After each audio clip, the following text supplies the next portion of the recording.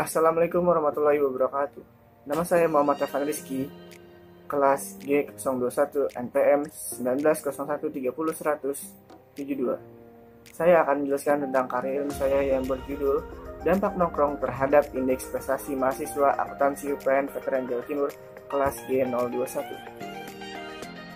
Belakangnya adalah saat ini nongkrong bukan hanya sekedar berbincang saja, tapi juga bisa sambil mengerjakan tugas, baik itu individu maupun kelompok, dan juga berdiskusi tentang mata pelajaran dan juga organisasi. Banyak orang berpendapat nongkrong hanya memiliki dampak negatif saja, seperti buang-buang waktu, membuang uang, dan bisa membuat nilai indeks prestasi menurun. Padahal tidak selamanya nongkrong itu buruk. Penelitian saya ini menggunakan metode kualitatif. Data yang dikumpulkan didapat dari kuesioner yang telah diisi oleh responden.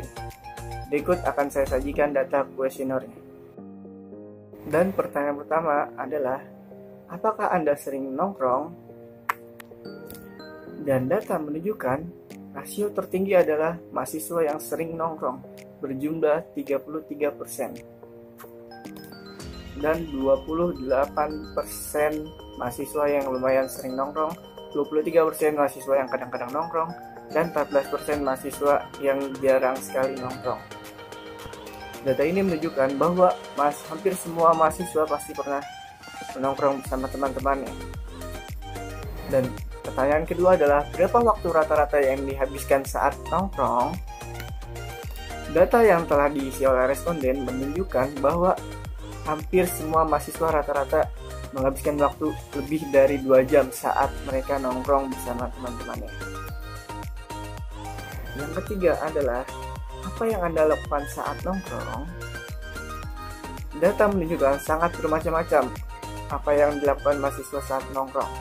Mulai dari mengobrol dengan teman saja, mengobrol dan mengerjakan tugas, bermain game dan mengerjakan tugas, mengobrol, dan juga menonton film.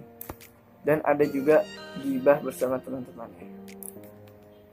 Rasio terbesar adalah berjumlah 47% mahasiswa mengobrol dan mengerjakan tugas. Selanjutnya adalah 23% mahasiswa mengobrol dengan teman saja. Dan sisanya adalah mengobrol dan mengerjakan tugas, bermain game dan mengerjakan tugas, gibah dan mengerjakan tugas. Hampir semuanya mahasiswa pasti ada satu kegiatan mengerjakan tugas. Responden yang mengisi kuesioner saya bisa dibilang di sini hampir semuanya mengerjakan tugas saat mereka nongkrong. Lumayan rajin juga. Dan yang keempat adalah, apakah saat nongkrong Anda mengerjakan tugas atau berdiskusi tentang mata kuliah?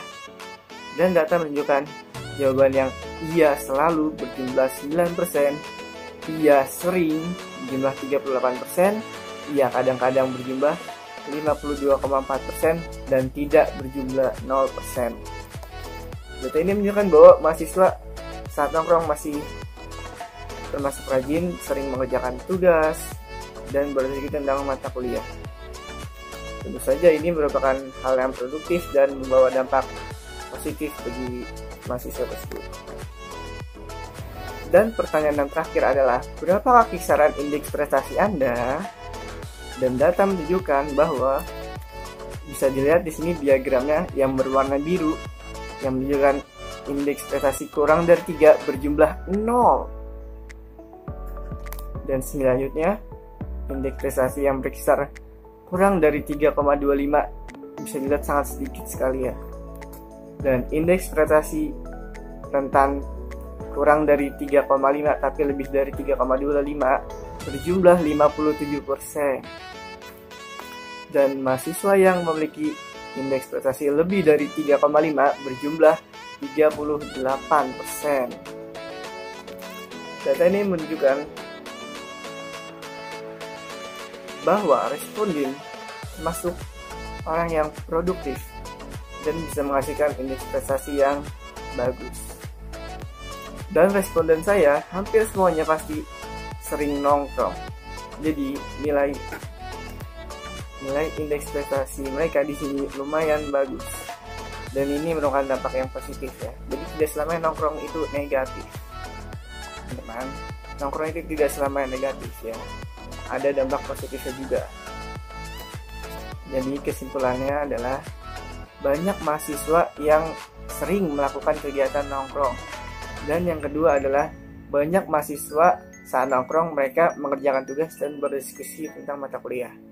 Dan yang ketiga adalah median dari indeks prestasi kuesioner saya yaitu berjumlah di atas 3,25 ya, lumayan lah, berarti indeks prestasi mereka bagus-bagus. Dan yang kesimpulan yang keempat adalah nongkrong tidak berdampak pada indeks prestasi mahasiswa. Saran saya selanjutnya adalah mahasiswa diharapkan bisa membagi waktu antara nongkrong dan belajar. Dan yang kedua adalah mahasiswa diharapkan lebih produktif lagi saat melakukan kegiatan nongkrong. Jangan hanya main game dulu ya. Dan yang ketiga, peneliti lain diharapkan untuk meneliti dengan variabel yang lebih luas dan sampel yang lebih banyak agar data yang diperoleh dapat diyakini oleh pembaca dan lebih akurat juga ya. Sekian penjelasan dari saya, kurang lebihnya mohon maaf. Wassalamualaikum warahmatullahi wabarakatuh.